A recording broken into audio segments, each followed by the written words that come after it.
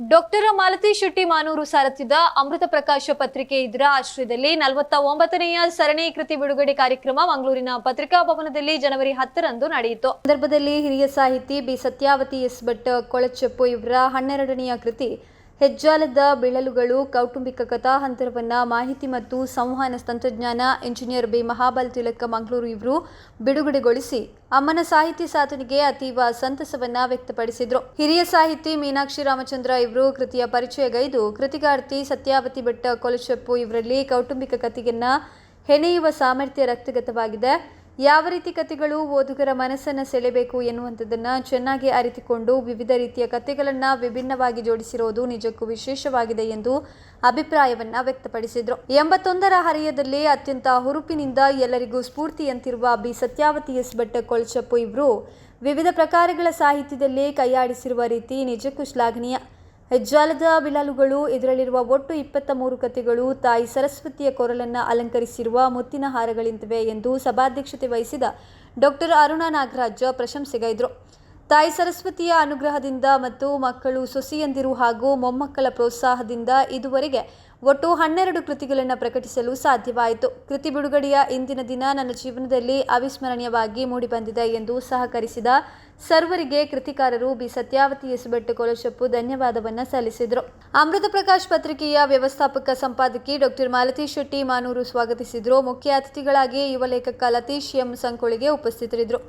ಕವಯತ್ರಿ ಶಿಕ್ಷಕಿ ಸುರೇಖಾ ಯಳವಾರ ಕಾರ್ಯಕ್ರಮ ನಿರೂಪಿಸಿದ್ರು ಮತ್ತು ಧನ್ಯವಾದವನ್ನ ಸಮರ್ಪಿಸಿದ್ರು. ಪೂರ್ಣವಾಗಿ ನನ್ನನ್ನು ತೊಡಗಿಸಿಕೊಂಡದ್ದು ಬಹುಶಃ 69-70 ವಯಸ್ಸಿನಲ್ಲಿರ್ಬೋದು. ಈಗ 81 ಕಳೀತು ನನಗೆ. ಈ ಅವಧಿಯಲ್ಲಿ ಇದೀಗ ನನ್ನ 12ನೇ ಕೃತಿಯಾಗಿ ಬಿಡುಗಡೆಯಾಗುತ್ತಿರುವುದು ನನಗೂ ಸಂತೋಷ, ನನ್ನ ಕುಟುಂಬ ಮಕ್ಕಳಿಗೆ ಎಲ್ಲರಿಗೂ ಸಂತೋಷವೇ. ಸಾಹಿತ್ಯ ಬರೆಯುವುದೆಂದರೆ ಅದಕ್ಕೆ ಸರಿಯಾದ ಒಂದು ಪೂರಕದ ವಾತಾವರಣವೂ ಬೇಕು. ದೇಹಾರೋಗ್ಯವೂ ಸರಿಬೇಕು, ಮಾನಸಿಕ ಆರೋಗ್ಯವೂ ಸರಿಬೇಕು. ಅದು ನನಗೆ ಈ ಸಂದರ್ಭದಲ್ಲಿ ಹಿರಿಯ ಮಗ ತಿಲಕ, ಸೊಸೆ ಶೀಲ ಇದ್ದಾಳಲ್ಲಿ, ಇಬ್ಬರೊಬ್ಬರು ಒದಗಿಸಿಕೊಟ್ಟಿದ್ದಾರೆ. ನಾನು ಪಕ್ಕ ಭಾವುಕರಾಗಿ ಬಿಡ್ತೇನೆ, ಅದೇ ನನಗೊಂದು ಕಷ್ಟ. ಆದ್ದರಿಂದ ನನ್ನನ್ನು ಅವರು ಸಾಹಿತ್ಯಕ್ಕೆ ನನ್ನನ್ನು ಮೀಸಲಾಗಿಟ್ಟಿದ್ದಾರೆ. ಹಾಗಾಗಿ ನನಗೆ ಈ ಬರೆಯಲು ಸಾಧ್ಯವಾಯಿತು ಅಂತ ಹೇಳ್ತಾ ಇದ್ದೇನೆ. ಹಿರಿಯ ಮಗ ತಿಲಕ, ಮಾವಳ ತಿಲಕ ಸೊಸೆ, ಹಾಗೂ ವಿದೇಶದಲ್ಲಿ ಇರುವ ಕಿರಿಯ ಮಗ ಗೋವಿಂದ ತೀರ್ಥ, ಸೊಸೆ ಮಧುಶ್ರೀ, ಮಗಳ ತಿರುಮಲ ಜ್ಯೋತಿ, ಹಾಗೆ ಅಳಿಯ ಬಂದಿದ್ದಾನೆ ಅವನು ಕೇಶವ ಕುಮಾರ್ ಭೀಮಗುಳಿ. ಇವರೆಲ್ಲರ ಪ್ರೋತ್ಸಾಹ ಬೆಂಬಲ ನನಗೆ ಸದಾ ಸಿಗ್ತಾ ಇದೆ. ಅಲ್ಲದೆ ನನ್ನ ಮೊಮ್ಮಕ್ಕಳಾದ ಈಶಾನ್, ಪ್ರಜ್ವಲ್, ಸಾನ್ವಿ ಇವರ ಒಂದು ಪ್ರೀತಿಯ ಜೀವದ್ರವ್ಯ ನನಗೆ ಇದಕ್ಕೆ ಪ್ರೇರೇಪಣೆ ಕೊಡ್ತಾ ಇದೆ. ಹಾಗಾಗಿ ನನಗೆ ಬರೆಯಲು ಸಾಧ್ಯವಾಯಿತು. ಅದಕ್ಕೆ ಇನ್ನೊಂದು ಶಕ್ತಿ ಎಂದರೆ ನಾನು ನಂಬಿಕೊಂಡು ಬಂದ ಮಹಾತಾಯಿ. ನನ್ನ ಯಜಮಾನರು ತೀರಿ ಹೋದ್ರು, ನನ್ನ ಆತ್ಮದಲ್ಲಿ ಇಂದು ಇದ್ದಾರೆ. ಮಾತುಗಳನ್ನು ಕೇಳುವಾಗಲೂ ನನ್ನ ಮನಸ್ಸಿಗೆ ಬಂದದ್ದು ಈ ಹೆಜ್ಜಾಲದ ಬಿಳಲುಗಳು ಕೇವಲ ಬಿಳಲುಗಳು ಅಲ್ಲ. ನಾನು 23 ಕಥೆಯನ್ನು ನೋಡಿದೆ.